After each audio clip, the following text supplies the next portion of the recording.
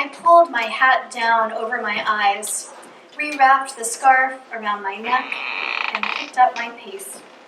I was on my lunch break, heading over to Smith's in the raw, cold time between Thanksgiving and Christmas, a time when the sun barely gets up in the sky before it comes back down. As I scurried across the parking lot, chilled to my bones, a thought passed through my mind. What would it be like to have a meaningful job? What would that look like, I wondered. And then I felt it, a yearning, a longing, a thirsting for meaning. This feeling just rolled over me. I longed for meaning. I could almost imagine what meaning tasted like. And I knew in my heart that meaning wasn't here yet. It would be a long, long time before meaning showed up in this dark, cold winter. And then a moment later, a bright, golden rejoicing opened up right in the middle of that raw yearning. And then there was hope and joy and peace. That experience was likely only about 30 seconds long, but it was a vivid and important moment. It was one of those peak moments where just for a second, things seemed to make sense in a way that they never had before. I think of those moments as nudges, unexplained nudges from mystery. That moment seemed to be a nudge towards finding new meaning.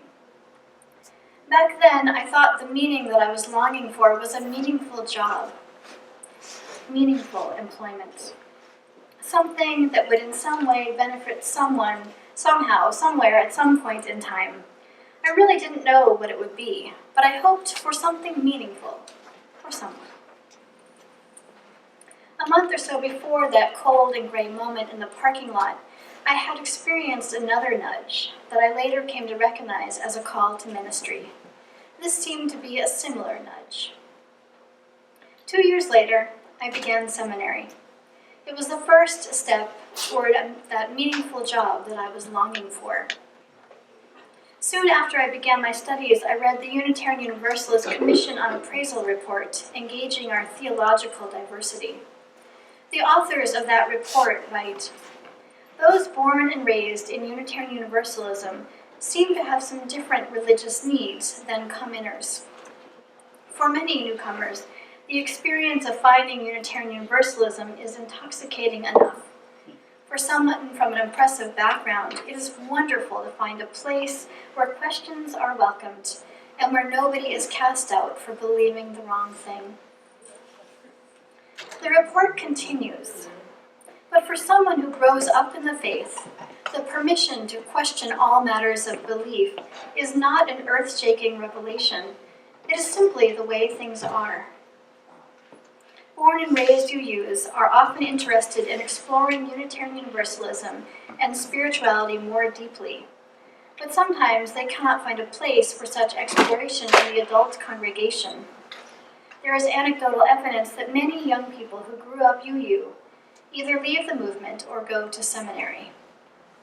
One theory is that seminary seems to be the place to find greater spiritual depth that they seek. And for those whom it isn't, those folks tend to drift away." I read those sentences over and over again, and those words became this message. Born and raised UUs are often interested in exploring spirituality more deeply. Many go to seminary because it seems like a place to find the greater spiritual depth that they seek. And I was having none of that message. I was not seeking. "Oh, no, not me," I yelled inside of my head. "Oh, no, I am an atheist. I am not interested in spiritual depth. No way. I just want a meaningful job." Throughout my years at Starr King School for the Ministry, whenever my colleagues and I came around to this question about spiritual depth and born and raised UUs going to seminary to get it, I was always the one saying, "I am not here for spiritual depth. I am an atheist. I want to be a minister because it seems like it might be a meaningful job." I think parish ministry might mesh with my skills and my interests. That is it. But often, as you may know, the person who strongly opposes a thing is usually the person who yearns for that very thing they oppose. It turns out that I have a deep, deep yearning for God. I did then, and I do now. I am longing for spiritual depth. I want to be in deep and meaningful relationship with God. This was the nudge that I had back in that parking lot on that cold and dark day. I was feeling a nudge towards God.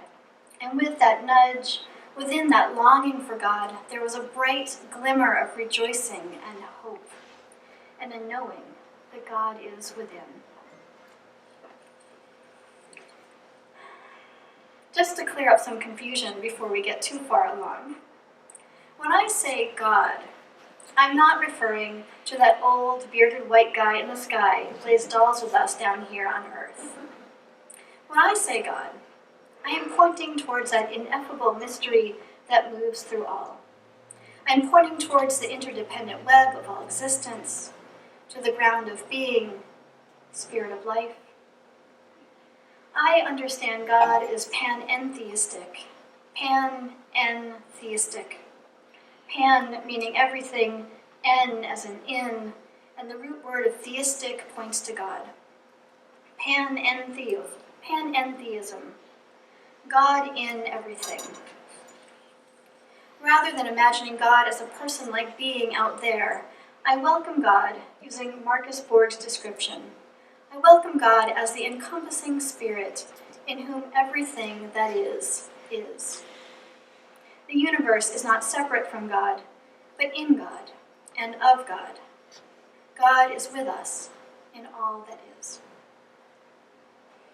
We have entered the season of Advent, the season of waiting in the dark for the return of the sun. It is a time of longing, waiting for the end of winter, yearning for what comes next.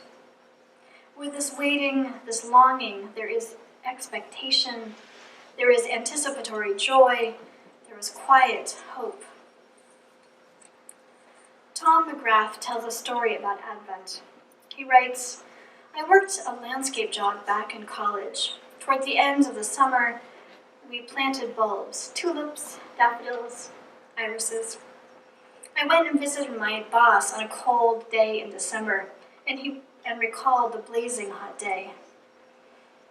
Oh yes, he said, those bulbs are very busy now. You can't say anything above the ground, but beneath it all, next spring's growth is already beginning. The bulbs are storing up energy and setting forth little tendrils. Even on the coldest, darkest day, something important is happening deep, deep beneath the surface. McGrath continues his story. In Advent, I think of all the bulbs and roots beneath the earth's surface. It's a time of seeming dormancy, but looked at in a different light, in the midst of death, new life has already begun. He then invites his readers to slow down this Advent. Honor the season inside of you. Take naps. Read long novels. Daydream. Welcome grace. Eat hearty soup and stare out the window at the skeletal trees. A lot is happening out there, and a lot is happening in you. That image of the bulbs deep down in the cold earth, down in the deep stillness, in silence, storing energy, resonates with these days in winter between Thanksgiving and Christmas. What do those bulbs long for? What are they yearning for? Sunlight, warm earth, running water. In this cold time between Thanksgiving and Christmas, what are you yearning for? Longing for? When you rest in the stillness of your heart, what are you waiting for? And in the midst of that longing, what brings you a glimmer of joy, what calls your heart to rejoice. There seems to always have been a time of yearning during the long, dark winters, followed by rejoicing celebration. But in our consuming, materialistic, capitalist culture, we have really, let's say cynically say this, we have perfected this. So often the spiritual waiting, longing has been eclipsed by a desperation for that moment when we finally get to open the presents. Advent is not only a time for internal exploration, it also calls us to consider which character we might be in the Christmas story. Will we be like the power-hoarding emperor who seeks to kill a newborn baby, who he fears might be a new king? Will we support the power of the empire by conspiring to do Herod's bidding? Will we be Mary or Joseph or the baby? Will we be the innkeeper who turns away a young pregnant family from some faraway land? Will we be the shepherds who leave their pastures to visit and pay homage to a baby who brings hope? Will we be like the wise men who follow a star to offer gifts to a baby born in a manger? Or will we be the animals who provide body heat and warmth in the cold on a long dark night? These are the questions of Advent and Christmas. Will we perpetuate systems of power and domination, or will we seek to create a new way, one where hope, peace, joy, and love may be had by all? I like to think that I would be more like a shepherd or a wise person who visits the newborn baby who brings joy. I would like to think that I do not support the empire which seeks to consolidate power. But living in this power-hungry nation, it is more likely that I, and you, support the very systems of power that we as Unitarian Universalists are called to subvert.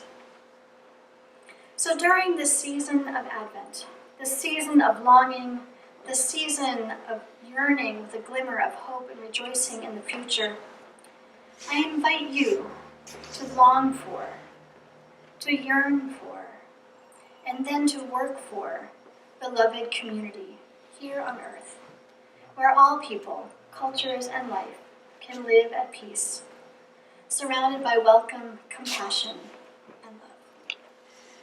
Godspeed, my dear ones. Godspeed.